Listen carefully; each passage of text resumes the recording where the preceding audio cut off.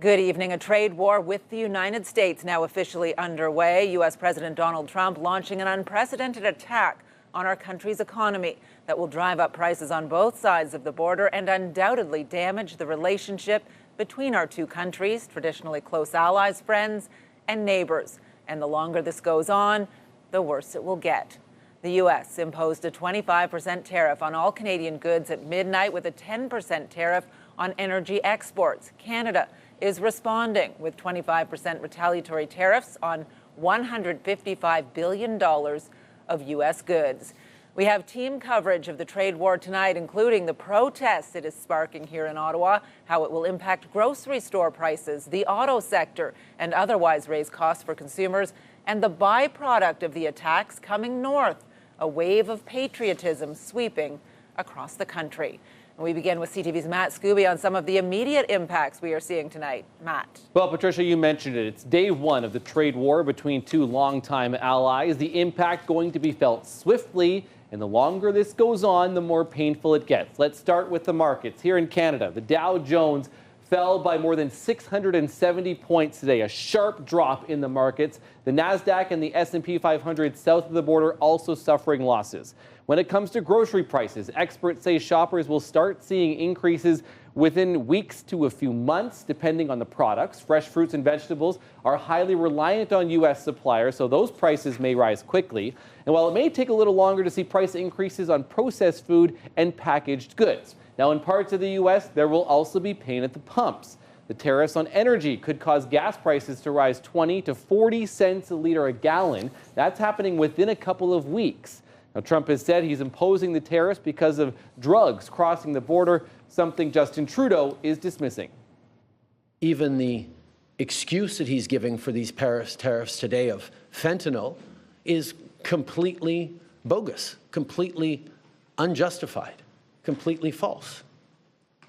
So we actually have to fold back on the one thing he has said repeatedly, that what he wants is to see a total collapse of the Canadian economy, because that'll make it easier to annex us. Now, Trudeau acknowledging this is going to be a tough time all the way around. He says the federal government will help Canadians who lose their jobs and provide supports to businesses that are impacted. Premier Doug Ford says his government also has a plan similar to what was put in place for pandemic relief and is threatening further action against the U.S. If the Trump administration falls through on any more tariffs, we will immediately apply a 25% surcharge on the electricity we export. We will not hesitate to shut off their power as well. Ford is also blocking U.S. firms from bidding on provincial contracts and ripping up a $100 million internet deal with Elon Musk's Starlink. Now, we have not heard directly from President Trump today. He's set to address Congress tonight in the State of the Union. But in a post on Truth Social this afternoon, he wrote, quote, "Please explain to Governor Trudeau that when he puts a retaliatory tariff on the U.S., a reciprocal tariff will immediately increase by a like amount." Canada's opposition leaders quick to respond to the tariffs today. You're afraid right now, and I understand. I want you to know that I will fight for you. I will fight for your job. I will fight for your family. I will fight for your chance at owning and paying off a home, and I will fight for your retirement. Meantime, NDP leader Jagmeet Singh calling for an emergency session in Parliament to address the tariffs. Given the gravity we're up against, I'm calling on an emergency session of Parliament like we had in the pandemic. What we're witnessing could be worse than the pandemic, and very likely will be worse.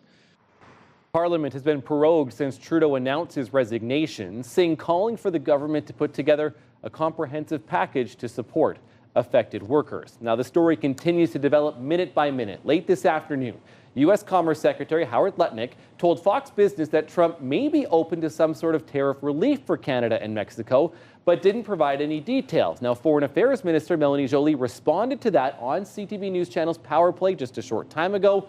She downplayed that possibility, saying the federal government had no communication with the U.S. administration leading up to the trade war and still haven't heard from them at this point. Patricia. All right, CTV's Matt Skube live for us tonight. Thank you.